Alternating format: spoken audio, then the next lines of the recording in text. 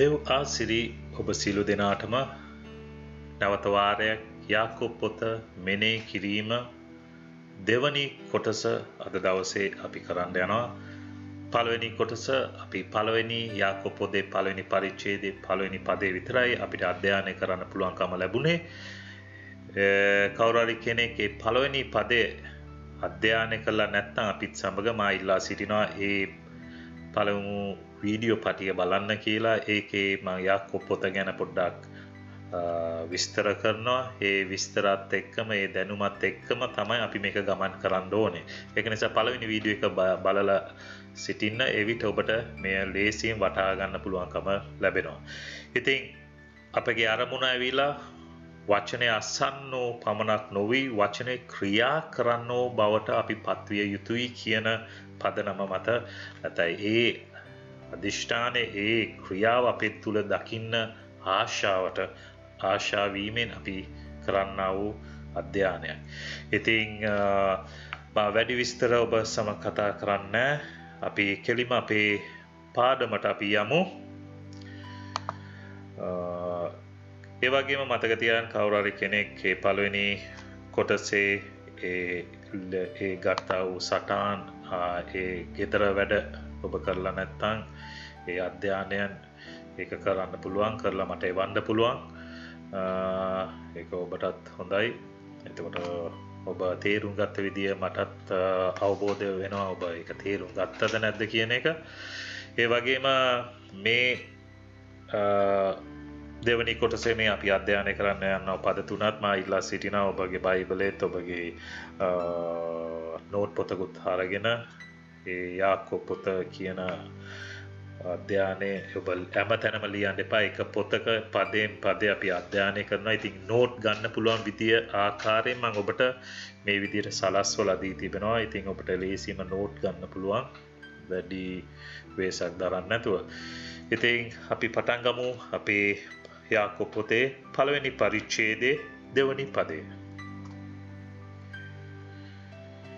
මාගේ සහෝදරයනි නුඹලාගේ ඇදහිල්ල සෝදිසි කිරීමෙන් ශාන්ති ගුණය උපදින බව දැන ඊට පස්සේ තුන්වෙනි පදයත් හතරවෙනි පදයත් ඒ සමග එකතු වෙනවා. හොඳයි. දැන් අපි මේ පදයෙන් මම ඔබට පැහැදිලි කරන්න මේ ඇදහිල්ල සෝදිසි කිරීම කියන්නේ මොනවාද? ශාන්ති ගුණය කියන්නේ මොනවාද? කියන එක අපි පොඩ්ඩක් බලන්න යනවා. දැන් ශාන්ති ගුණය කියන්නේ ඉවසීම, ස්ථිරත්වය, විඳදරා ගැනීම හැකියාව, ධාරණය කරගන්න පුළුවන් හැකියාව තිබෙන දෙයට තමයි ශාන්ති ගුණය කියන දේ. ඉතින් මේ ශාන්ති ගුණය කියන දේ හැම කිතුණුවෙක් තුළ, හැම සේවකයෙක් තුළම තිබිය යුතු ප්‍රධානම ලක්ෂණයක් විය යුතු මේ ශාන්ති ගුණය කියන දේ. මේ දේ නැත්තම් අපගේ දිවීම ඉතාමත් අසීරු අමාරුවෙන් තමයි අපි ගමන් කරන්න යන්නේ. මේ ශාන්ති ගුණය කියන දේ අප තුළ බිහි වුණ නැත්තම් අපට උන්වහන්සේ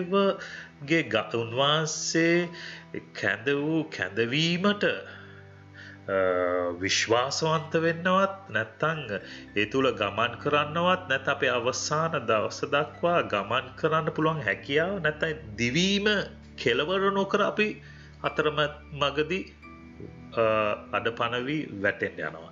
ඉතින් මේකට හේතුව ඇවිල්ලා ශාන්ති ගුණය අප තුල ඇති වෙලා නැති නිසා. ඉතින් අපගේ ඇදහිල්ල සෝදිසි කිරීමෙන් මේක අපිට තේරුම් අරන් නැති නිසා. ඉතින් අපි මේ දෙවනි පදේ අපිට තේරුම් ගන්න පුළුවන් වෙයි මේ කාරණා කීපය තුල. right. ඉතින් පළමුවෙන් අපි බලමු මේ ඔබේ ඇදහිල්ල පරීක්ෂා කිරීම නැත්නම් සෝදිසි කිරීම යන්නේ අදහස් කරන්නේ කුමක්ද? දැන් ඔබ ඇදහිල්ලේ පරීක්ෂා කරනවා කියලා කියනකොට ඒක ඇවිල්ලා මේ කවුරු හරි කෙනෙක් මල මිනියක් ගෙනල්ලා ඔබ ඉදිරියේ තබලා කියනවා රයිට් ඔබගේ ඇදහිල්ල තියෙනවා නම් රයිට් මෙන්න මේ මල මිනිස්යාව නැගිටවන්න කියලා කියනවා. දැන් එවැනි පරීක්ෂාවක් ගැන නෙමෙයි මෙතන කතා කරන්නේ. මෙතන කතා කරන්නේ එවැනි පරීක්ෂාවක් නෙවෙයි. ඉතින් එවැනි පරීක්ෂා තුළ ඉවසීම, විද දරා ගැනීම, ස්ථිරත්වය කියන දේ ලැබෙන්නේ නැහැ. හරි? ඉතින් මේ වගේ හාස්කම් කරපු අය අද දෙවියන් වහන්සේ තුලත් නැහැ. මොකද ඔවුන් හරි ඔවුන්ගේ ඇදහිල්ල සැබෑ ලෙස ඇදහිල්ල සෝදිසි වෙලා නැහැ. හරි? ඔවුන් ඒ තුල වැටිලා තිනවා. ඔවුන් නොදැනුවත්කම හරි දැනුවත්කම හරි ඔවුන් තුල මේ ශාන්ති ගුණය උපදිලා නැති නිසා. හොඳයි. අපි ඒ ඇදහිල්ල පරීක්ෂා කිරීමෙන් යන්නේ අදහස් කරන කාරණා දෙකක් මම ඔබට කියන්න යනවා. එකක් තමයි යේසුස් කෙරෙහි ඔබට ඇති ප්‍රේමයෙන් වෙන් කිරීමට පැමිණෙන අභියෝගයන් පීඩාව. මේක තමයි පළවෙනි දේ සිදුවෙන්න පුළුවන්කම තියෙන්නේ. දැන් අපගේ ජීවිත ගමන මේ කිතු ජීවිත ගමන තුල අපිට ලැබෙන අත්දැකීම අපේ යන්නව පරීක්ෂාවන් වල ප්‍රධාන කාරණා වෙන්නේ ඇයි අපිව පරීක්ෂාවට නැත්නම් මොන වගේ පරීක්ෂාවන් වලටද අපි වැටෙන්නේ? ඒ පරීක්ෂාවන් ඇවිල්ලා අපිව උන්වහන්සේගේ ප්‍රේමයෙන් වෙන් කරන්න නැත්නම් යේසුස් වහන්සේ කෙරෙහි ඔබට උන්වහන්සේ කෙරෙහි ඇති ප්‍රේමයෙන් වෙන් කරන්න පැමිණෙනව අභියෝගයන් පීඩාව. මේක තේරුම් ගන්න හරියාකාරව කුමන ඕ දෙයක් පැමිණෙනවද? යේසුස් වහන්සේ කෙරෙහි ඔබට තියෙන ප්‍රේමයෙන් ඔබ ඒ යන්නව ගමන තුල අඩාල වීමක් වෙනවද? ඒ ප්‍රේමය අඩුවීමක් වෙනවද? මේක යම්කිසි පරීක්ෂාවක් ඔබගේ ජීවිතය තුළට ඇවිල්ලා තියෙනවා. යම්කිසි අභියෝගයක් ඇවිල්ලා තියෙනවා. යම්කිසි පීඩාවක් ඇවිල්ලා තිබෙනවා. right? ඔබ විශ්වාස කරගෙන තිබෙන දේ ඒ දිගට තබා ගන්න පුළුවන්ද කියලා බලනවා. right? නැත්නම් ඔබට යේසුස් වහන්සේද අගේ නැත්නම් වෙන කෙනෙක් හෝ වෙන දෙයක්ද අගේ වෙන්නේ කියලා ඔබට සෝදිසි කිරීමක් පැමිණෙනවා. දෙවනි සෝදිසි කිරීම තමයි ඔබ සේවය කරන කෙනෙක් නම් ඔබ දේව සේවය අඩපණ කිරීමට නැති කරන්න පැමිණෙනව ප්‍රශ්න හා පීඩාව. right? අනිවාර්යෙන් ඔබ සේවය කරන්න ගත්තම ඔබ තව ස්ථීරත්වයකට ගෙන එන්න right? ඔබ තුල පුදුම දේ කරන්න නම් උන්වහන්සේ ඔබව ස්ථීරත්වයකට තබන්න ඕනේ. හරි? ඉතින් ඔබගේ සේවය අඩපණ කිරීමට හෝ නැති වෙන්න වෙන ස්ථානයකට යම්කිසි ප්‍රශ්නයක් හෝ පීඩාවක් එනවා අන්න එතන ෂුවර් එකට උන්වහන්සේ ඔබ සෝදිසි වෙන්න නැත්නම් ඔබ පරීක්ෂණයක් තුලින් යන්න සලස්වලා තිබෙනවා කියන එක 100% අපි දන්නවා. right? ඉතින් ඊට අමතරව වෙන දෙයක් ඇවිල්ලා මේ ඇදහිල්ල පරීක්ෂා කිරීම නැත්නම් සෝදිසි කිරීම කියන දේ නෙමෙයි. right? දැන් හරියට අවබෝධ කරගන්න දැන් යේසුස් වහන්සේව පවා උන්වහන්සේ සෝදිසි කරනු ලැබුවා නේද? right? ආබ්‍රහම්ව යෝබ්ව සාවුලු අපි දන්න බයිබලේ හැම කෙනෙක්ම එවැනි සෝදිසි කිරීම තුලින් ගියා. right? සමහර අයට මේක මේ තුලින් යන්න බැරි වුණා. ඔවුන්ගේ කැඳවීම සම්පූර්ණ කරන්න බැරි වුණා. ඉතින් දෙවියන් වහන්සේ කැඳවපු දේ සම්පූර්ණ කරන්න බැරි වුණා. ඔවුන් මේ පරීක්ෂාවන් නැත්තම් පරීක්ෂණය තුලින් සෝදිසි කිරීම තුලින් ඔවුන් අසමත් වුණ නිසා ඔවුන්ට ඉදිරියට යන්න බැරි වුණා අය දකින. ඒ වගේම ගිය අයත් අපි දකිනවා. right? ඉතින් බයිබලය ඔබ කියවන්න ගත්තම මෙවැනි අයව අපි පැහැදිලිවම දකිනවා. ඒ කියන්නේ දැන් යේසුස් වහන්සේ මේ පොළොවේ යන අතරත් උන්වහන්සේගේ සේවය පටන් ගන්නත් ඉස්සෙල්ලා උන්වහන්සේවත් සෝදිසි කරනු ලැබුවා. උන්වහන්සේ ඒ ස්ථානේ පෙන්වුවා ඉවසීම, ස්ථීරත්වය, විඳ දරා ගැනීම හැකියාව. මේ හැම දෙයක්ම පළවෙනි පරීක්ෂණය තුලින්ම උන්වහන්සේ ජයගෙන පෙන්눔 කරා. right? ඉතින් මේ වගේ අපගේ ජීවිතවලත් සමහර අය සබාවුන්වල right? ඔවුන්ට ඉදිරියට යන්න බැරිකම තියෙන්නේ වෙන මොනවත් නෙමෙයි. සමහරවිට ඔවුන්ට හැකියාව තියෙනවා, ඔවුන්ට ඒ තාලන්ත තිබෙනවා. නමුත් මේ ශාන්ති ගුණය කියන දේ ඔවුන් තුල ඉපදිලා නැහැ. නැත්නම් ශාන්ති ගුණය ඔවුන් තුල ඇති වෙලා නැති නිසා ඔවුන්ට ස්ථීරව ඉදිරියට යන්න බෑ. ඉතින් ඔවුන් සාමාන්‍ය ඇදහිලිවන්තෙක් වගේ යනවා. නමුත් ඒකත් හරි භයානකයි. මේ ශාන්ති ගුණය කියන දේ හරියට ඔවුන් තුල ඉපදිලා නැත්තම්. ඉතින් අද බොහෝ අය දෙවියන් වහන්සේ තුලින් වෙන් වෙලා උන්වහන්සේ එපා කියලා යන ස්ථානට ඇවිල්ලා තින්නේ මේ ශාන්ති ගුණය ඔවුන් තුල උපදිලා නැති නිසා. right ඔවුන් මේක තේරුම් අරන් නැහැ මේ සෝදිසි කිරීම නැත්නම් මේ අභියෝගේ මේ පීඩාව නැත්නම් ප්‍රශ්නය මේ පීඩාව ඇවිල්ලා තින්නේ උන්වහන්සේගෙන් මාව වෙන් කරන්නෝ මගේ සේවය නැති කරන්නෝ අඩපණ කරන්න කියලා ඔවුන් මේක තේරුම් ගත්තේ නැති නිසා. ඒකයි යාකෝබ් පොතේ පළවෙනි පරිදි පදේ කියන්නේ මාගේ සහෝදරයනි නුඹලාගේ ඇදහිල්ල සෝදිසි කිරීම ශාන්ති ගුණේ උපදින බව දැන. ඒ කියන්නේ හොඳට තේරුම් ගන්න මේක ඔබ තුල අනිවාර්යයෙන්ම ස්ථිරත්වය පැමිණෙනවා මේ දේ තුලින්. ඉතින් මේ දේ අපි තේරුම් ගත යුතුයි. right ඊට පස්සේ අපි පළවෙනි කොරින්ති 10 වෙනි පරිච්ඡේදයේ 13 වෙනි පදයට අපි පෙළ ගනිමු. දැන් සෝදිසි කිරීම ගැන අපි තව පොඩ්ඩක් බලමු. 10 වෙනි පරිච්ඡේදයේ 13 වෙනි පදේ. පළවෙනි කොරින්ති පොතේ 10 වෙනි පරිච්ඡේදයේ 13 වෙනි පදේ මේ විදිහට කියනවා. මිනිසයා විසින් ඉවසිලිය හැකි පරීක්ෂාවක් මිස අනිකක් නුඹලාට පැමුණුනේ නැත. නමුත් දෙවියන් වහන්සේ විශ්වාස කෙනෙක්ය. උන්වහන්සේ නුඹලාගේ පුළුවන්කමට වඩා නුඹලා පරීක්ෂා කරනු ලබන්ට ඉඩ නොදී.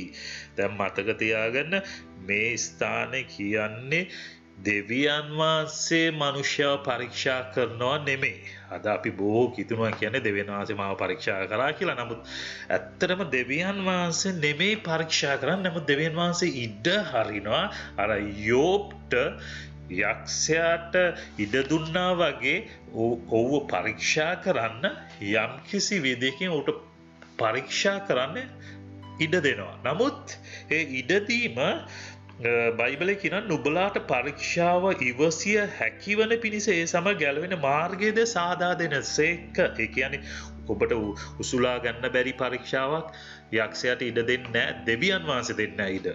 හරි? අපි නෙමෙයි දෙවියන් වහන්සේ ඉඩ දෙන්නේ නැහැ යක්ෂයාට ඔබට දරා ගන්න බැරි පරීක්ෂාවක් එන්න දෙන්නේ යන්නේ නැහැ. right? ඒ වගේම ඒවැනි දෙයක් ආවත් ඒකෙන් ගැලවෙන මාර්ගයක්ද උන්වහන්සේ සාදා දෙනවා කියලා කියනවා. ඉතින් පළවෙනි කොරින්ති 10 වෙනි පරිච්ඡේදයේ 13ට අනුව අපිට කාරණා තුනක් කියනවා මේ පරීක්ෂාව ගැන. එකක් ඇවිල්ලා ඔබට ඉවසන්න බැරි පරීක්ෂාවන් පැමිණෙන්න උන්වහන්සේ ඉඩ නොදෙන සේක. මතක තියාගන්න උන්වහන්සේ ඉඩ දෙන්නේ නැහැ ඔබට ඉවසන්න බැරි පරීක්ෂාවක් එන පිණිස. දෙවෙනි එක තමයි ඒ පරීක්ෂාවන් පැමිණියාම ඒකෙන් ගැලවෙන මාර්ගයක් නොමැතිව ඇදහිල්ල පරීක්ෂාවට පත් නොකරේ. right දැන් මේ කියපු පදේ මම මේ විග්‍රහ කරන්නේ ඔබට. ඉතින් ගැලවෙන මාර්ගය නොමැතිව ඇදහිල්ල පරීක්ෂාවට පත් නොකරේ. හරි? තුන්වෙනි එක තමයි මේ ගැන උන්වහන්සේ විශ්වාසවන්තව සිටිනසේක. 13 වෙනි පදේ මුල් හරිය කියනවා නමුත් දෙවියන් වහන්සේ විශ්වාස කෙනෙක්ය කියලා. හරි? උන්වහන්සේ විශ්වාස කෙනෙක්. උන්වහන්සේ තුල විශ්වාසය තබන්න පුළුවන්. උන්වහන්සේ අපිට දරා ගන්න බැරි ප්‍රශ්නයක් එන්න දෙන්නේ නැහැ. right? ඉතින් එන ප්‍රශ්න මොනවාද? මම දැන් ඉදිරියට තව පොඩ්ඩක් කතා කරන්න යනවා ගැඹුරට. එන ප්‍රශ්න ඇවිල්ලා මතක තියාගන්න මම ඊයේදී කිව්වා වගේ යේසුස් කෙරේ ඔබට ඇති ප්‍රේමයෙන් වෙන් කිරීමත් ඔබගේ සේවය අඩපණ කිරීමත් පැමිණෙන අභියෝග පීඩා ප්‍රශ්න පීඩාවන්. හරි? හොඳයි. ඒ වගේම අපි බලමු මේ ශාන්ති ගුණය. ඉවසීම ස්ථිරත්වය මෙතනම උපධාරණය කර ගැනීම. right? ශාන්ති ගුණය තුලින් right ඔබගේ කැදවීම සම්පූර්ණ කිරීමට අවශ්‍ය ශක්තිය බලය හා ස්ථිරත්වය ලැබේ. දැන් මේ ශාන්ති ගුණය තියෙන කෙනා තුල දෙවියන් වහන්සේ අපේ කැඳවපු කැඳවීම යම්කිසි සේවයක්ද යම්කිසි කාරණා මේ පොළොවේ කරන්නද අපිව කැඳවලා තිබෙන්නේ ඒ වගේ මේ දිවීම කෙලවර කරන්න අවශ්‍ය වූ ශක්තිය ඒ වගේම උන්වහන්සේගේ බලය ස්ථීරත්වය උන්වහන්සේ මේ ශාන්ති ගුණය තුලින් අපිට ලැබෙන්න සලස්වනා පරීක්ෂණය තුලින් අපිව මේ ස්ථානට උන්වහන්සේ ගෙනෙනවා. ඒ වගේම තමයි උන්වහන්සේට ඔබ කොපමණද ආදරේද යන්න පෙන්눔 කරනවා. දැන් මේ ශාන්ති ගුණය පෙන්වන්නේ වෙන මොනවත් නෙමෙයි. ඔබ මොනතරම් උන්වහන්සේට ආදරේද කියලා පෙන්වනවා. ඒ කියන්නේ ඔබ මොනතරම් බයිබලේ දන්නවද කියන එක නෙමෙයි. ඔබ මොනතරම් යාඥා කරනවද නෙමෙයි. සමහර අය යාඥා කරනවා බයිබලේ කියන ඔක්කොම කරන පොඩි දෙයක් ඇති ඔවුන්ට හැම දෙයක්ම දෙවියන් වහන්සේත් එපා කියලා දුවන තැනට එන තැනටම යනවා. මොකද උන්වහන්සේට ඔබ කොපමණ ආදරේද යන්න පෙන්눔 කරන්න ඕනේ. ඒකෙන් තමයි ඒ පරීක්ෂණයන් තුලින් ඒ සෝදිසි කිරීම තුලින් අපි තුල තියෙන ඉවසීම ඒ වගේම උන්වහන්සේට පෙන්වන අපේ ස්ථීරත්වය ඒ කියන්නේ උපධාරණය කරගන්න හැකියාව right ඒ තුලින් අපිට පෙන්눔 කරන්න පුළුවන් උන්වහන්සේට අපි කොපමණ ආදරේද කියන එක. ඉතින් ආදරේ කියලා කියන ගීතිකාවන් විතර ගායනා කළත් මදි ආදරේ කිය චර්ච් වලට ගිහිලත් මදි. නමුත් මේවා ශාන්ති ගුණය අප තුල ඇති වෙලා නැත්තම් අපි දවසක ආදරේ අනිත් පැත්තට පෙරලෙන්න පුළුවන්. හරි? ඒ වගේම ලූක් 18 වෙනි පරිච්ඡේදයේ 8 වෙනි පදේ ඔබට කියවන්න පුළුවන්. යේසුස් වහන්සේ කියනවා උන්වහන්සේ නැවත පැමිණෙන කල මේ පොළොවේ ඇදහිල්ල සම්භවේද කියලා උන්වහන්සේ ප්‍රශ්නයක් අහනවා. ඒ කියන්නේ උන්වහන්සේ අසන ඇදහිල්ල ඇවිල්ලා ආස්කම් කරන ඇදහිල්ල නෙමෙයි මෙතන සොයන ඇදහිල්ල ඇවිල්ලා මේ ශාන්ති ගුණය මේවැනි සෝදිසි කිරීම ඇදහිල්ල සෝදිසි කිරීමෙන් පස්සේ ස්ථීරව ඉන්නව මිනිස්යන් උන්වහන්සේට සොයා ගන්න පුළුවන්ද කියලා අහන්නේ. ඒ කියන්නේ මෙවැනි ඇදහිල්ල යේසුස් වහන්සේ කෙරෙහි මෙවැනි ඇදහිල්ල තිබෙන අයට උන්වහන්සේ කියන මම යුක්තිය ඉෂ්ට කරනවා කියලා. ඉතින් විශ්වාස කරනවා ඔබ මේ පද කීපය තුළින් මේ ඇදහිල්ල සෝදිසි කිරීම කියන්නේ කුමක්ද? ශාන්ති ගුණය කියන්නේ මොකක්ද කියන එක ඔබට තේරුම් අරන් ඇති කියලා. හොඳ අපි යන් 3 වෙනි පදයට. ඒක කියන අනේකාකාර පරීක්ෂාවලට වැටෙන කල දැන් මතක තියාගන්න ඒ කියන්නේ ඒ නොයිකුත් පරීක්ෂාවන් තුලින් ඔබ යනකොට අපි හැමෝටම පරීක්ෂා කාලයක් තියෙනවා පරීක්ෂණයක් තියෙනවා. ඉතින් අපි උන්වහන්සේ ඉල්ලනවා ආශිර්වාද කරන්න කියලා මාව මේ විදිහට පාවිච්චි කරන්න කියලා ඉල්ලනවා නම් මට මේ සේවය ඕනේ කියලා කියනවා නම් මට මෙවැනි විශාල සේවයක් කරන්න ඕනේ කියලා කියනවා නම් ඔබ කියන දේ උන්වහන්සේ සතුටින් ඒ දේ ඔබ තුලින් කරන්න. නමුත් ඔබ පරීක්ෂණයක් නොදී ඒ දේ දෙන්නේ නැහැ. මොකද දැන් විභාගයක් වුණත් අපි විභාගයේ පරීක්ෂණයක් තුලින් ගිහිලානේ ඊළඟ පියවරට යන්නේ නේද? ඊළඟ ක්ලාස් එකට යන්නේ. ඉතින් මේ විදියට අපේ විභාග වලින් අපි සමත් වීමෙන් අපේ තියෙන එල්ලය නැත්තම් අපි යන්නා වූ දිශාවට ඒ අවශ්‍ය දේ ලබා ගන්න පුළුවන්කම ලැබෙනවා. ලැබීම හැකියාව තියෙනවා ඒ පරීක්ෂණයන් තුලින් ගියාම පමණයි. රයිට්? ඒකෙන් අසමත් වුණොත් ඒ තැනට අපිට යන්න බෑ. ඉතින් ඒ වගේම බයිබලයේ කියනවා අනේකාකාර පරීක්ෂාවලට වැටෙන කල ඒ සියල්ල ප්‍රීතියක් යයි සලකා බලලු. නැත්තම් ප්‍රීතියක් යයි සිතාපල්ලා. right නොඑක් ආකාර ප්‍රශ්න වලට මුහුණ දෙන විට එය මාත් ප්‍රීතියකයි සලකන්න. මම ඒක රතුවෙන් ලියලා තියෙන්නේ ඔබට ඒක තව පොඩ්ඩක් තේරුම් ගන්න පිණිස. නොඑක් ආකාර ප්‍රශ්න වලට එහෙම කියමුකෝ. හරි මුහුණ දෙන විට එය මාත් ප්‍රීතියකයි සලකන්න කියලා කියනවා අපිට.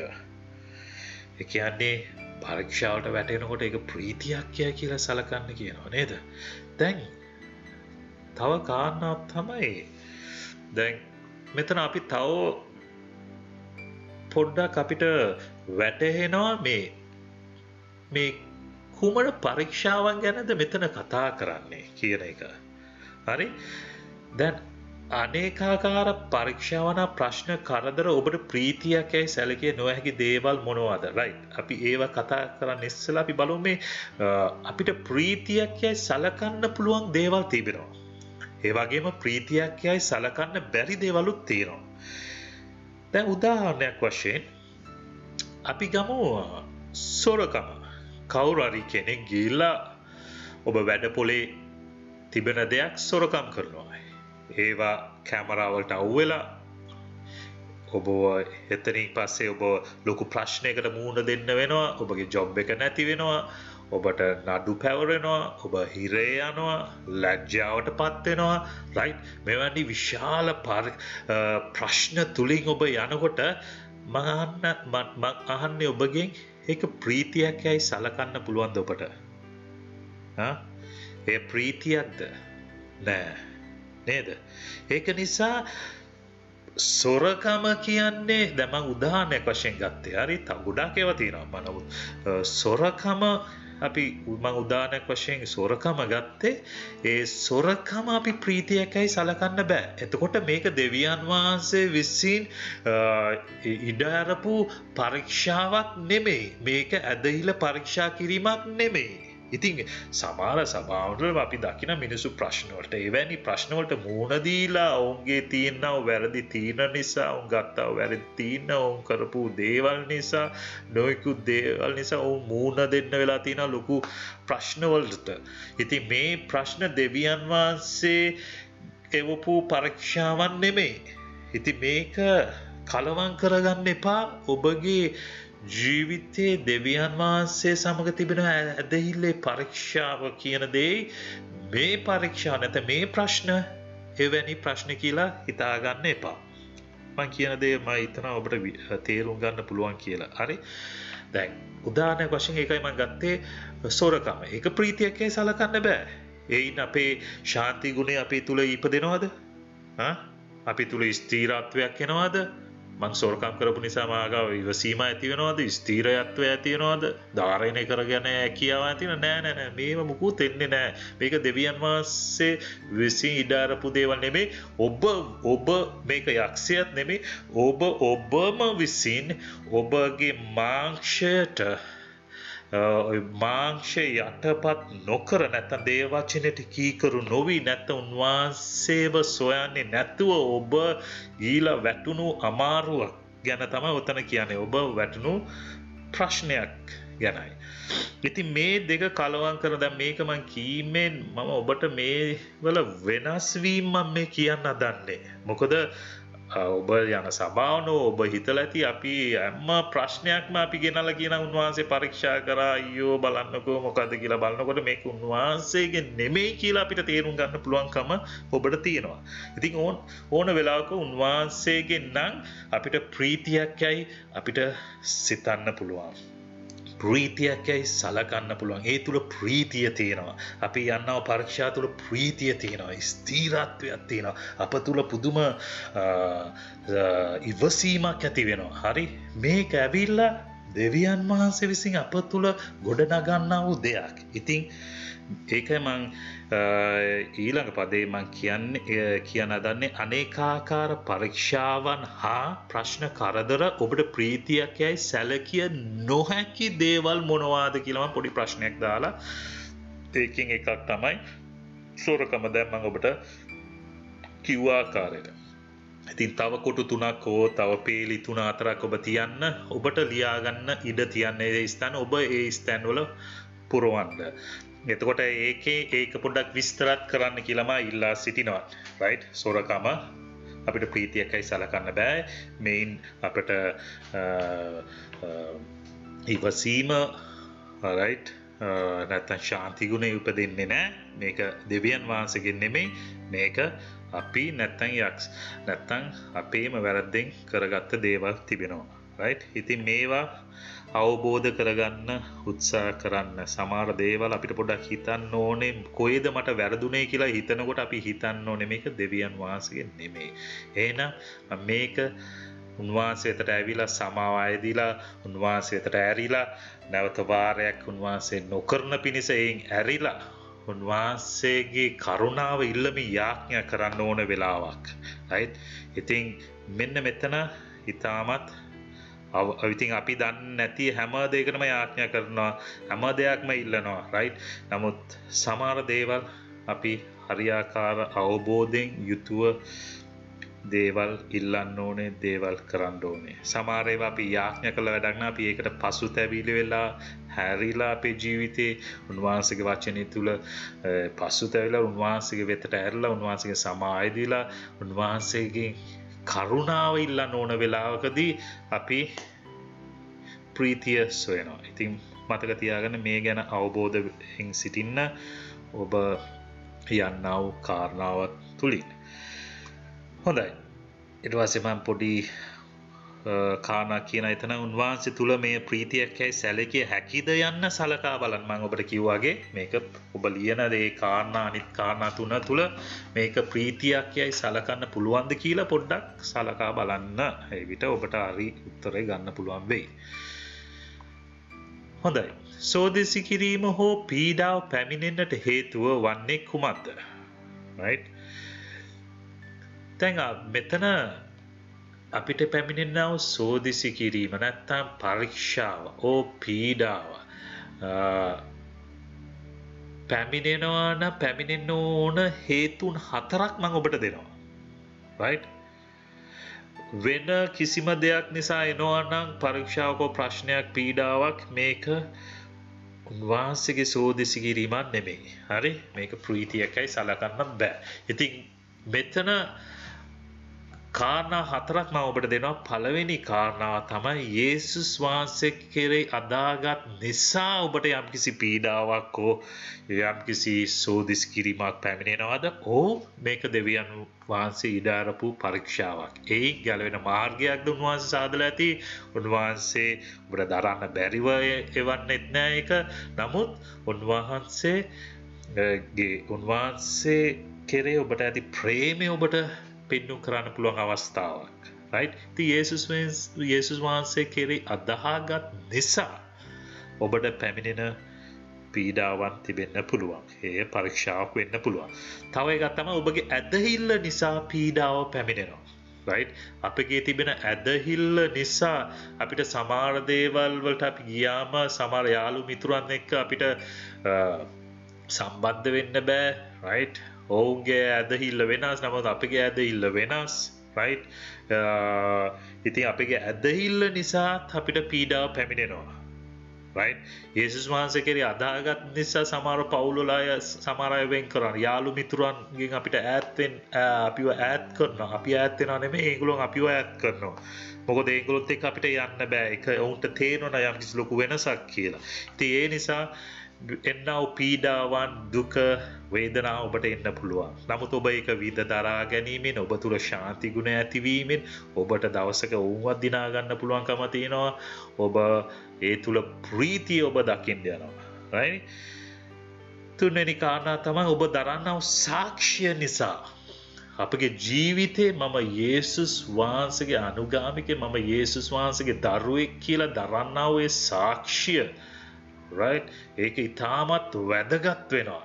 ඉතින් සමහර අය ඒ සාක්ෂිය දරන්නේ නැහැ. ඒ අයත් එක්කම ගැළපෙන විදිහට ජීවත් වෙන නිසා ඒ සාක්ෂියක් නැහැ. ඉතින් ඔවුන් හිතනවා පීඩාවක් නැහැ මට සෝදිසි කිරීමක් නැහැ. එතකොට ඒක දෙවියන් වහන්සේ ඔවුන්ව ඉදිරියට ගෙන යන්නත් බෑ. ඔවුන්ගේ ජීවිත ශාන්ති ගුණය ඇති වෙන්නේ නැහැ. ඒක නිසා අනිවාර්යෙන් වැඩි කාලයක් යන ඉස්සෙල්ලා ඔවුන්ව ඒ වගේ අයව ඔබ දකින්න යන්නේ නැහැ සභාවල. ඉතින් ඔබ දරනව සාක්ෂිය තාමත් වැදගත්. ඒ නිසා පැමිණෙනව පීඩාවන් සෝදිසි කිරීම. ඊළඟ එක තමයි සුභාරංචිය නිසා. right? මනුෂ්‍යයන්ට අපි කියන්න යනකොට සුභාරංචි ඒකෙන් වීලුවටපත් වෙනවා, වීලු තාලුවටපත් වෙනවා, ඒකෙන් පීඩාවටපත් වෙනවා, බැනුම් ගන්නවා, කුණුවාරප වලින් මිනිස්සු බයිනවා. right? මේ වැනි පීඩාවන් ප්‍රශ්නයන් තව එන්න පුළුවන් ලැජ්ජාවන් මේ දේවල් වෙන්න පුළුවන්කම තිබෙනවා. නමුත් මේ හැම දෙයක් තුලින් දෙවියන් වහන්සේ බලාගෙන ඉන්න ඔබ තුල උන්වහන්සේ යම්කිසි දෙයක් කරන ශාන්ති ගුණය උපදවමින් උසුලාගෙන යනවා මහත් වූ දෙයක් කරන පිණිස. හරි? ඉතින් මතක තියාගන්න කාරණා හතරක්. යේසුස් වහන්සේ කෙරෙහි අදාගත් නිසා ඔබට එන්න පුළුවන් ඒ ප්‍රශ්න කරදර සෝදිසි කිරීම, ඔබගේ ඇදහිල්ල නිසා, ඔබ දරානව සාක්ෂි නිසා, සුභාරංචිය නිසා. මෙන්න මම ඔබට කාරණා හතරක් දුන්නා. ඒවත් එක සංසන්දනය කරලා බලන්න මොකද්ද මේ ප්‍රශ්නය තුල මේක උන්වහන්සේගේ සෝදිසි කිරීමක්ද පීඩාවක්ද කියන එක ඔබට තේරුම් ගන්න පුළුවන් වෙයි. හොඳයි. ඊළඟ එක තමයි මම මේ ප්‍රීතියක් සලකන්න කියනවා නේද? ඒ කියන්නේ අනේකාකාර පරීක්ෂාවලට වැටෙන කල ඒ සියල්ල ප්‍රීතියක් සලකන්නලු. පුදුමයි නේද? මේ යන්නා මේ මං කිව්ව මේ කාරණා හතර තුල ඔබට පැමිණෙන පරීක්ෂාවන් නිසා වචනය කියන අපිට මේවා ප්‍රීතියක් සලකන්න. ප්‍රීති වෙන්න කියලා කියනවා. ප්‍රීතියක් සලකන්න නැත්නම් ප්‍රීතියක් සිතාපල්ලා කියලා කියනවා. ඉතින් මේ ප්‍රීතිය ගැනත් මට මේ කාරණා දෙකක් මගේ හදවතට උන්වහන්සේ පෙන්වූ දෙයක් තමයි සතුට සහ ප්‍රීතිය කියන්නේ දෙකක්. මම දන්න වචනවල සමහර අය කියන්නේ මේක එකම දෙයි අර මේ කියලා. නමුත් මේ කාරණා දෙක තුල මම දකින ලොකු වෙනසක් තියෙනවා. right? ඉතින් ඉංග්‍රීසියෙන් කියන happiness, joy. නමුත් බයිබලේ නැත්නම් ශුද්ධාත්මයන්න් වහන්සේගේ පළවලින් දෙවනි පළ ඇවිල්ලා ප්‍රීතිය. සතුට නෙමෙයි ප්‍රීතිය. joy. right? ඉතින් මට හේබ්‍රේව වචන මට මතක නෑ. මට ඒක මම හොයාගෙන ලියාගෙන තිබුණා. මම ඒක වෙන දවස ඔබට හොයාගන්න පුළුවන් එක ඕනනම්.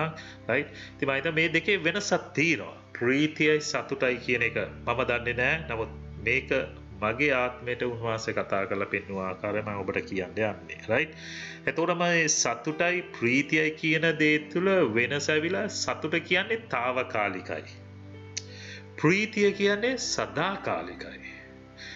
තව එකක් තමයි සතුට රඳා පවතින්නේ වර්තමාන තත්වය මතය.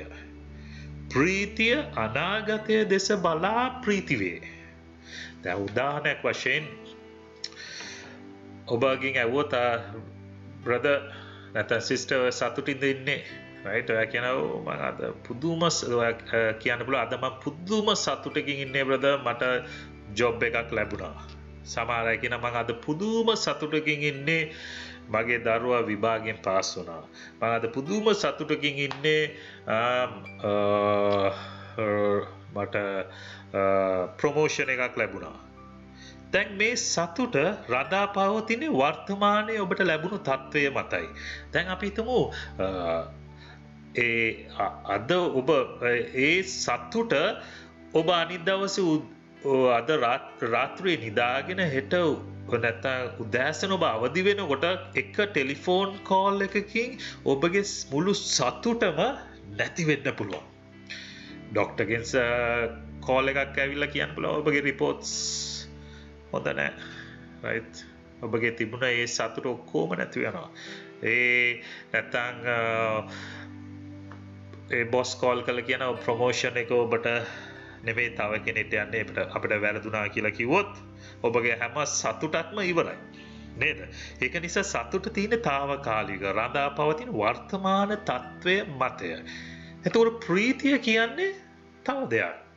ඒකට උදාහරණයක් වශයෙන් මට ගන්න පුළුවන් මේ ගර්භණී වූ මවක්. right? ඇය මාස 10කින් පස්සේ ඇය දකින්න යන දරුවා ගැන ප්‍රීතියක් තිබෙනවා. සතුටක් නෙමෙයි ප්‍රීතියක්. ඒ කියන්නේ දැන් ඇයට ලැබිලා නැහැ. දැන් ඇය හරි වේදනාව ශාරීරික වේදනාවලින් ඒ ශරීරේ තිබෙනා වූ අර විරූපී වෙලා යනවනේ නේද? ඒ කැක්කු වේදනාවන් එනවා right? නමුත් ඒ මව තුල තියෙන සතුට නෙමෙයි ප්‍රීතිය. මොකද ඉදිරියේ ලැබෙන යන දරුවා දෙස බලලා ඇය ප්‍රීති වෙනවා. ඒ නිසා අපිට අද යේසුස් වහන්සේ තුල අපිට සතුට නෙමෙයි තියෙන ප්‍රීතිය. මොකද අපි ඉදිරියේ ලැබෙන්න යනවා තිබෙන්නා වූ දේ ගැන අපි දැකලා අපි ප්‍රීති වෙනවා. right? අද තිබෙන දේ නෙමෙයි. අද ඔබ පීඩාව තුලින් යනවා ඇති. ඔබ යම්කිසි ප්‍රශ්නයක් තුලින් යනවා ඇති. නමුත් ඔබ මතක තියාගන්න ඒක වර්තමාන සතුටක් නෙමෙයි. ඉදිරියේ ලැබෙන යන ප්‍රීතිය ගැන දැස බලලා ප්‍රීති වෙන්න කියලා දේ වචනය අපිට කියනවා. ඉතින් මම හිතනවා ඔබට මේක පැහැදිලි වෙලා ඇති කියලා. right?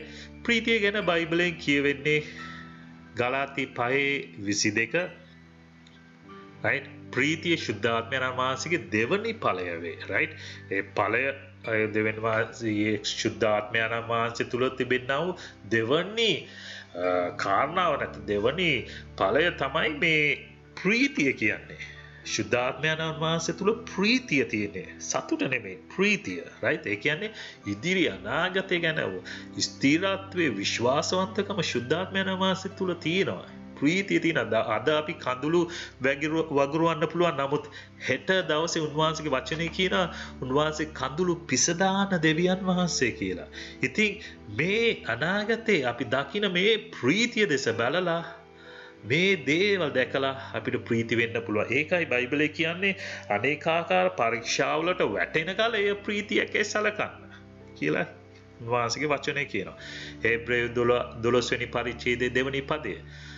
උන්වහන්සේ ඔබගේ මාගේ ගැලවීම දැක ප්‍රීති වුණා. එම නිසා විඳින්න යන වේදනාව ලැජ්ජාව කුරුසියේදී දරාගත්තා. යේසුස් වහන්සේ ඒ කුරුසිය තුලින් යන්න ඉස්සලා උන්වහන්සේට ඒ වේදනාව තේරුණා. හරි වේදනාව දැනෙන්න ගත්තා.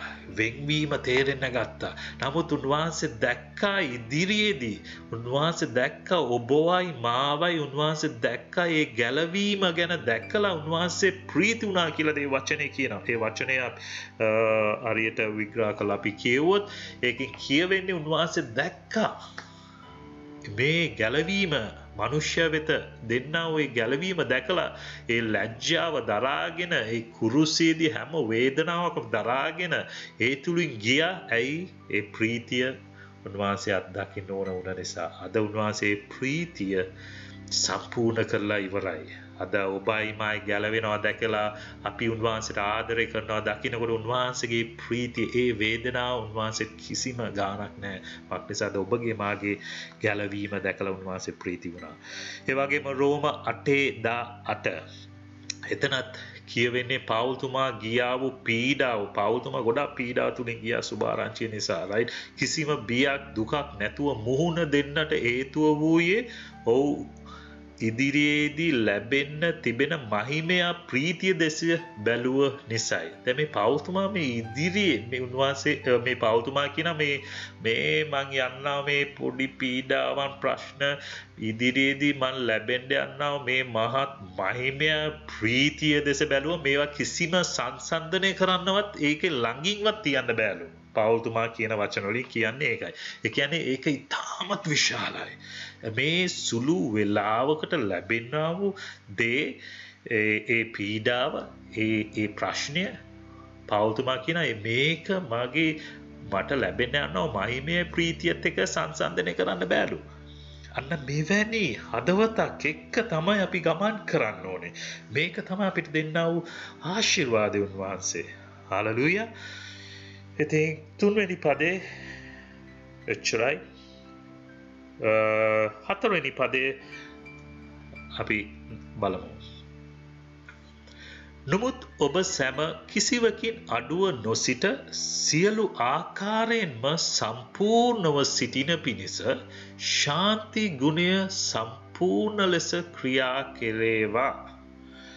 මතක තියාගන්න මෙතන කියනවා නමුත් ඔබ සැම කිසිවකින් අඩුව නොසිට සියලු ආකාරයෙන්ම සම්පූර්ණ සිටින පිණිස. ඒ කියන්නේ අපිට හැම ආකාරයෙන්ම ඒ කියන්නේ හැම විදියකින්ම සම්පූර්ණව සිටින්න ඕන නම් කිසිමක් අඩුව නොසිටින්න ඕන නම් මේ පොළොවේ ඉඳන් සදාකාලික ජීවනය ඒ ලැබී තියෙන අපිට ඒ ස්වර්ගයේ උන්වහන්සේගේ අභියසේ සිටින කාලයන් දක්වා ඒ අඩුවක් නොසිට සම්පූර්ණව සිටින්න ඕන නම් මේ ස්ථානයේ කියන පිනිස ශාන්ති ගුණය සම්පූර්ණ ලෙස ක්‍රියා කෙරේවලු. දැන් බලමු ශාන්ති ගුණය කරනකොටගෙන අත්දැකිය හැකි දේවල් මොනවාද? තව පොඩ්ඩක් මම විස්තර කරනවා මෙතන. එකක් ඇවිලා විඳ දරා ගැනීම තුලින් ඔබගේ වර්ධනය වීම අනිවාර්ය වේ. අනිවාර්යෙන් අපි දේවල් විඳ දරා ගන්නකොට අර බ්‍රදර් මට මේවා කිව්වා, අරයා මේවා කිව්වා, අර පාස්ටර් මට මේව කිව්වා, රයිට් මේ දේවල් වුණා.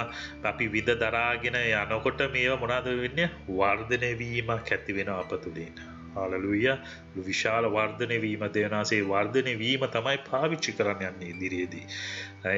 ඊට පස්සේ තව එකක් තමයි සම්පූර්ණත්වයේ රහස නම් ශාන්ති ගුණය. ඒ කියන්නේ අපේ ජීවිත සම්පූර්ණත්වයකට එන්න ඕන නම් right දැන් අපි දන්නා යේසුස් වහන්සේ පරීක්ෂා කරනු ලැබුවා. උන්වහන්සේෙන් ජයගත්තා. උන්වහන්සේ තුල විද දරා ගැනීම, ඉවසීම, උපදාරණය මේ ශක්තිය උන්වහන්සේ තුල තිබුණා. ස්ථිරත්වය උන්වහන්සේ තුල තිබුණා. එතනින් පස්සේ යක්ෂයා උන්වහන්සේ ඉදිරියට කෙලින්ම ඇවිල්ලා උන්වහන්සේ පරීක්ෂා කරන්න ආවේ නැහැ කවදාවත්. මොකද උන්වහන්සේ සම්පූර්ණත්වයකට ආවා. ඒ දේ උන්වහන්සේ සම්පූර්ණ දෙවියන් වහන්සේ නමුත් උන්වහන්සේ මිනිසෙක් වශයෙන් සම්පූර්ණත්වයකට ආවා. ඒ හැම පරීක්ෂාවක් තුලින් ජය අරගෙන. ඉතින් එතනින් පස්සේ වටෙන් ආවට උන්වහන්සේ ඉදිරියට යක්ෂයා ඇවිත් ආයිත් උන්වහන්සේව පරීක්ෂා කරේ නැහැ. යෝබ්ව ගත්තත් යෝබ්ව එදා පරීක්ෂා කරාට පස්සේ ඔහු තුල ඒ ඇති වුණ ශාන්ති ගුණය නිසා එතනින් පස්සේ බයිබලේ කියවෙන්නේ ඔහුට ඒ වගේ දෙගුණයකින් ආශිර්වාද ලැබිලා අන්තිමට යක්ෂයායි කවදාකත් යෝබ් ඉන්න පැත්ත පළාතටවත් ගියා කියලා මං හිතන්නේ නැහැ. right මොකද ඔහු තුල සම්පූර්ණත්වයක් තිබුණා. ඉතින් ඔහුට කිසිම අඩුවක් තිබුණේ නැහැ. ඉතින් මේකේ රහස නම් ශාන්ති ගුණයයි. right ශාන්ති ගුණයයි. ඒ වගේම ඔබ සම්පූර්ණත්වයට වර්ධනය වූ විට ඔබට කිසිවක් අඩු නොවනු ඇත. ඒ කියන්නේ අපිට කිසිම අඩුවක් වෙන්නේ නැහැ. අපි සම්පූර්ණත්වයකට ආවම වර්ධනය වූ මිනිසෙක් තුල ඔවුන්ට කිසිම අඩුවක් තියෙන්න විදියක් නැහැ. ඒකයි බයිබලයේ කියන්නේ පිලිප්පිය 4 වෙනි පරිච්ඡේදය 11 12 ඔබ කියවොත් පාවුල්තුමා කියන මම දන්නවා ප්‍රීතියෙන් සිටිනක් දන්නවා ප්‍රීතිය නැතුව සිටින විදියක් දන්නවා. ඉතින් පාවුල්තුමා කියන මම පොහොසත්ව ඉන්නක් දන්නවා මම දුගීව සිටින්නක් දන්නවා. ඒ කියන්නේ ඔහුට ඕන කුණාටුවක් තුලින්වත් ඕනම තැනකින් ඕන විදියකින් යන්න පුළුවන් හැකියාව සම්පූර්ණත්වයේ තිබුණා. ඔහුට දෙයක් ඕන වුණොත් ඒක ලබා ගන්නත් ඔහු දන්නවා. ඉතින් ඒ වගේ සම්පූර්ණත්වයකට ඇවිල්ලා ඔහුට කිසිම අඩුවක් තිබුණේ නැහැ ඔහුගේ ජීවිතය තුළ. right ඔහුට තිබුණේ සුභාරංචිය කියන්නේ ඔහු ඒක කරා. right ඉතින් ඔහුට අවශ්‍ය ඕනම දෙයක් මුදල් අවශ්‍ය වුණත් ඔහුට ඒකේ අවශ්‍යතාවය තේරුන්නේ නැහැ. ඔහුට අවශ්‍ය වූ වෙලාවක ඔහුට ලබා ගන්න පුළුවන්කම තිබුණා. ඉතින් මේ හැම දෙයකම දෙවියන් වහන්සේ ඔහු සම්පූර්ණත්වයකට ගෙන ආවා. right ඉතින් මේ රහස නම් right සම්පූර්ණත්වයේ රහස නම් ශාන්ති ගුණයයි. පිලිපි 4 වෙනි පරිච්ඡේදය 11 පවුල්තුමාත් ඒ ගැන අපිට කියනවා. යසාය 54:17 ඔබ සම්පූර්ණ සිටින විට ඔබට විරුද්ධ කිසිම ආයුධයක් සඵල නොවන්නේ. ඒ කියන්නේ ඔබට විරුද්ධ යක්ෂයා නැගිටින්න ඇදුවත් උඩ නැගිටින්න බෑ. right මක්නිසාද ඔබ සම්පූර්ණත්වයකට ඇවිත් ඉන්න නිසා කිසිම අඩුවක් ඔබට නැති නිසා ඒක නිසා ඔබ ඒ පරීක්ෂාව ජයගෙන ඔබ දැන් යන්න ඕන ඉහළ ස්ථානයේ ඉන්නා වූ කෙනෙක්. ඒක ශාන්ති ගුණය තියෙන මිනිසෙක් ඇවිල්ලා ඉහළ ඉන්නා වූ ඉහළ ස්ථානයේ ඉන්නා වූ කෙනෙක් තමයි ඔහුට. ඉතින් ඔහුට විරුද්ධව සාතන්ට ඊට පස්සේ පරීක්ෂාව ගේන්නවත් ඌට ශක්තියක් නැහැ. ඉතින් මතක තියාගන්න මේ හැම දෙයක් තුලින්ම ශාන්ති ගුණය ඉතාමත් වැදගත් කාරණාවක් වෙනවා. ඉතින් මා විශ්වාස කරනවා ඔබ මේ පද 4න් right මේ බයිබලයේ කියන විදියට අන්තිම පදේ නුඹත් නුඹලා කිසිවකින් අඩුව නොසිට සියලු ආකාරයෙන්ම සම්පූර්ණ සිටින පිණිස ශාන්ති ගුණය සම්පූර්ණ ලෙස ක්‍රියා කරේවා. සම්පූර්ණ ලෙස ඒ කියන්නේ ශාන්ති ගුණය සම්පූර්ණ ලෙස අපේ ජීවිත තුල තියෙන්න ඕනේ. පොඩ්ඩක් මට ඉවසීම චූට්ටක් තියෙනවා, මට ස්ථිරත්වය චූට්ටක් තියෙනවා කියලා බෑ. ඒක සම්පූර්ණත්වයකට එන්න ඕනේ. ඒක ඒ චුට්ට නැති කරන්න තමයි පරීක්ෂාවන් එන්නේ. ඔබ අනිත් පරීක්ෂාව අසමත් වුණ නිසා තමයි ඊළඟ ආයෙත් ඔබට මේ පරීක්ෂාවන් සමහර පරීක්ෂාවන් එන්නේ. ඔබ අසමත් වෙන්න දෙවියන් වහන්සේ ඔබට අවස්ථාවක් දෙනවා ඒකෙන් එළියට එන්න. එළියට එන්න පුළුවන් හොඳම ක්‍රමයේ ඇවිල්ලා යාඥාවක් නෙමෙයි මේ පරීක්ෂාවෙන් ජයගෙන ඔබ ඉදිරියට එන්න ඕනේ. ස්ථීරත්වයෙන් ඉන්න ඕනේ. ඉතින් මා විශ්වාස කරන දෙවියන් වහන්සේ ඔබට ආශිර්වාද කළා ඇති කියලා මේ පද තුනෙන් ඔබට කතා කරලා ඇති කියන එක මා විශ්වාස කරනවා. ඒ වගේම මාගේ සභාවේ අයත් අන්න අයත් බලන මම ඔබගේ ඉල්ලා සිටින මේතන ප්‍රශ්න 4ක් මම ලියා තිබෙනවා. ඒ ප්‍රශ්න 4ට විතරක් මට පිළිතුරු ලියලා ෆොටෝ එකක් ගාලා මට Viber එකට WhatsApp එකට එවන්න පුළුවන්. right? ඉතින් පළවෙනි ප්‍රශ්නේ තමයි පළවෙනි පේත්‍රස් පොතේ පළවෙනි පරිච්ඡේදයේ 6 වෙනි පදයට 7 වෙනි පදයට ගැන කියවලා ඇදහිල්ල පරීක්ෂා කිරීම ගැන මෙම පදයන් වල ඔබට වැටහෙන දේ කෙටියෙන් විස්තර කරන්න. right? පොඩ්ඩක් කෙටියෙන් මම අර සමහර පද විස්තර කරා වගේ ඔබට කොටස් වලට කඩලා හරි ඒ පද දෙක පොඩ්ඩක් විස්තර කරන්න. මේක මං කියපු දේවල් එක්ක ඇතුළත් වී කියන්නා වූ පදයන්. ඉතින් ඔබට ලේසි විස්තර කරන්න. හරි.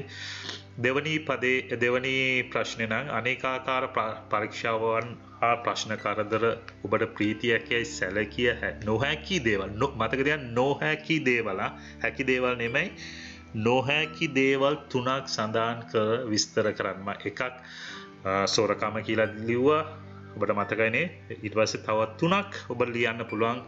ලියලා ඒ ගැන විස්තර කරන්න. ඔබට ප්‍රීතියක් යයි සලකන්න බෑ කියලා ඔබට විස්තර කරන්න පුළුවන් ඒ ගැන. right? තුන්වෙනි ප්‍රශ්නේ නම් ප්‍රීතිය ගැන බයිබලයේ කියවෙන බයිබල් පද දෙකක් තියා විස්තර කරන්න. ප්‍රීතිය ගැන. හරි? ඔබට ලේසියෙන්ම හොයාගන්න පුළුවන්.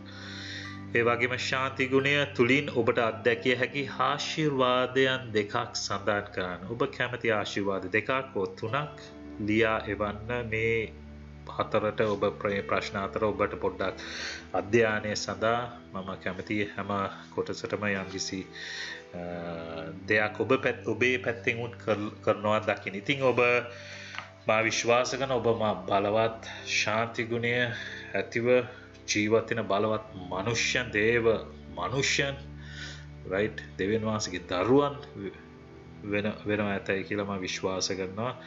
ඉතින් බොහොම ස්තුතියි.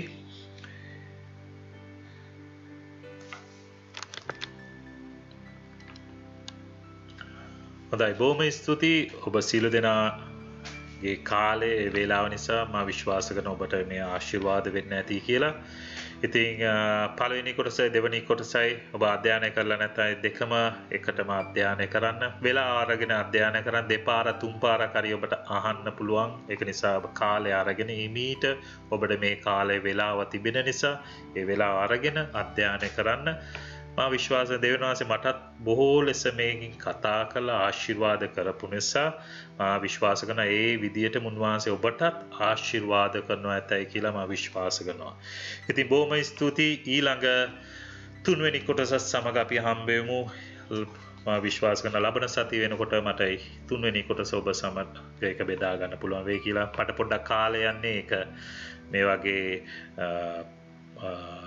PowerPoint එකට දාලා අපිට මේ විදිහට සකස් කරලා ඔබට ලේසි වෙන විදිහට කරන්න ඕන නිසා ඉතින් සිංහලෙන් ටයිප් කරලා ඉංග්‍රීසියෙන් උත් කරන්න ඕනේ. ඉංග්‍රීසියෙන් උත් ඒක සැලසුම් කරන්න ඕන නිසා පොඩි කාලයක් යනවා. ඉතින් කොහොම හරි කළා අපි දෙවනාසේ පෙන්නන ආකාරයට පුළුවන් උපරිම අපි යමු. අපි කරන්න බලමු. right? ඉතින් බොහොම ස්තුතියි ඔබ සියලු දෙනාටම ජේසුස් පීඨයි.